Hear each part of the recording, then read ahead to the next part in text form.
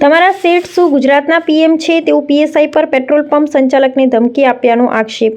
અમરેલી જિલ્લાના રાજુલામાં ડીઝલ આપવા મુદ્દે વિવાદ ગરમાવો પકડ્યો છે. સુરતના સચિન પોલીસ સ્ટેશનમાં ફરજ બજાવતા પીએસઆઈ જયસુખ બારૈયા સામે પેટ્રોલ પંપ સંચાલકને ફોન પર ધમકી આપ્યાનો ગંભીર આક્ષેપ થયો છે. રાજુલાની વિક્ટર ચોકડી નજીક આવેલા ભારત પેટ્રોલ પંપના સંચાલક પ્રદ્યુમ્નભાઈ ખુમાણના જણાવ્યા મુજબ પીએસઆઈએ પોતાના સંબંધીને ડીઝલ આપવા માટે દબાણ કર્યું હતું. નિયમ મુજબ કાર્યવાહી કરતા પીએસઆઈ ઉશ્કેરાયા હતા અને ફોન પર ધમકીભર્યા શબ્દો બોલ્યા હોવાનો આક્ષેપ છે. આ સમગ્ર મામલે પંપ સંચાલકે ડુંગર પોલીસ સ્ટેશનમાં લિખિત આપી પીએસઆઈ વિરુદ્ધ કાયદેસરની કાર્યવાહી કરવાની માંગ કરી છે. હાલ પોલીસે સમગ્ર ઘટનાની તપાસ શરૂ કરી છે. ગઈકાલે 22 તારીખે રાત્રે 10:30 આજુબાજુ જયસુખભાઈ બારૈયા કરીને એમના માણસ પેટ્રોલ પંપ પર આવેલું. એને બેરલમાં ડીઝલ આપવા માટે પંપના કર્મચારીને કીધું. પંપના કર્મચારીએ મનાઈ કરી કે બેરલમાં ડીઝલ આપવા માટે પૂરતો સ્ટોક અત્યારે નથી, તમે વાહન લઈને આવો, વાહનમાં ભરી દઈએ છીએ.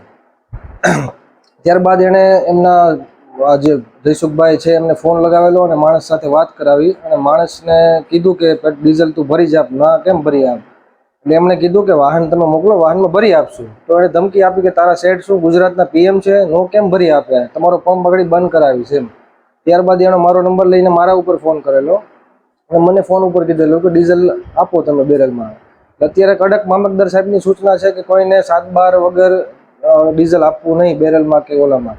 વાહનોની ટાંકીમાં આપણે આપીએ છીએ, એની આગળ 7-12 હતા નહીં, કોઈ વસ્તુ હતી નહીં. અને અગાઉ પણ એનો ફોન આવેલો હતો, ત્યારે કીધું કે હું પીએસઆઈ સચિન સુરતમાં છું અને ડીઝલ જોઈએ છે. એટલે અમને એમ હતું કે કદાચ પોલીસ સ્ટેશનમાં કંઈક જરૂર હશે, એટલે અગાઉ 100-125 લીટર જેવું આપણે આપેલું હતું. ત્યારબાદ અત્યારે ના પાડતા એણે ધમકી આપી કે તમારો પંપ બંધ કરાવી દેશું, તમારા પંપને સીલ કરાવી દેશું અને તમારી ઉપર કેસ ઠોકીશ ને તમને હલવાડી દઈશ, એ રીતની ધમકી આપી હતી.